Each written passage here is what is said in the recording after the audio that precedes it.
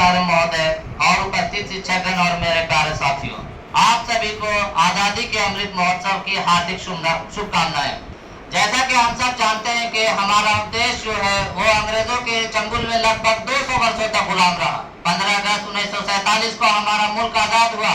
आजाद होने में हमने कई बलिदान दिए, जिन बलिदानों को जानने के लिए 12 मार्च 2021 को प्रधानमंत्री नरेंद्र मोदी ने एक चीज के आयोजन किया जिसका नाम रखा आजादी का अमृत महोत्सव, ताकि हम जैसे आप जैसे जितने भी स्टूडेंट है, पढ़ने लिखने वाले अभिभावक शिक्षक जितने लोग हैं, सब हम दोहरा करके 1947 की आजादी में जितने लोगों ने भी खून बहाया उनको दोबारा से याद करें।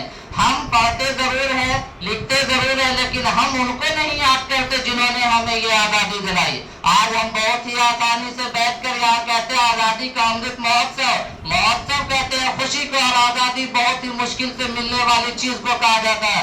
आजादी की एक मिसाल अगर माना जाए तो उस परिंदे से पूछिए जिन्हें दाना पानी सब कुछ दिया जाता है पिंजरे में, लेकिन उसे उड़ना नहीं दिया जाता, उससे पूछिए आजादी का मतलब। लेकिन आजादी हमें सब कुछ की है, उसके बाद भी हम उन्हें नहीं याद करते जो 23 मार्च 1931 को भगत सिंह, राजगुरु और सुखदेव महज धारा 307 के तहत उन्हें फांसी की सजा सुना दी गई। हम उन्हें नहीं याद करते सरदार वल्लभ भाई पटेल को, जिन्हें हमारे मैन यानी लौह पुरुष के नाम से जानते हैं, जिन्हें जो देश को आजाद होने के बाद देश को 1956 में पूरे देश को एकत्रित करने में सबसे ज्यादा उन्होंने योगदान दिया।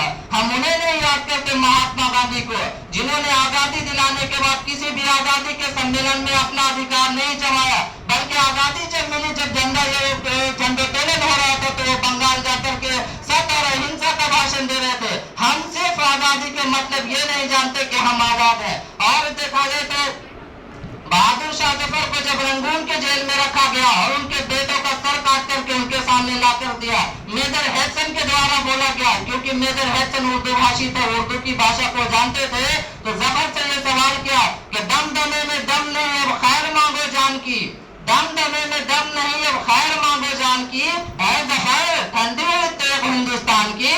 तो जफर अपने बेटों के सर को देखते हुए ये जवाब दिया मेजर हैडसन को कि गाजियों में बू रहेगी, गाजी कहते हैं लड़ने वाले को, गाजियों में बू रहेगी जब तक ईमान की, तख्त लंदन तक चलेगी तेग हिंदुस्तान की। और उसके बाद हम कहते हैं कि हमने ये नहीं देखा, आजादी उसे कहते हैं। और इसी से हम अपनी बात का एक और शेर से खत्म करना चाहते हैं कि जिंदा रहना है तो हालात से डरना कैसा, जिंदा रहना है तो हालात से डरना कैसा, जंग लाजिम हो तो लश्कर नहीं देखे जाते। और धन्यवाद। अब आएंगी आमना नाज।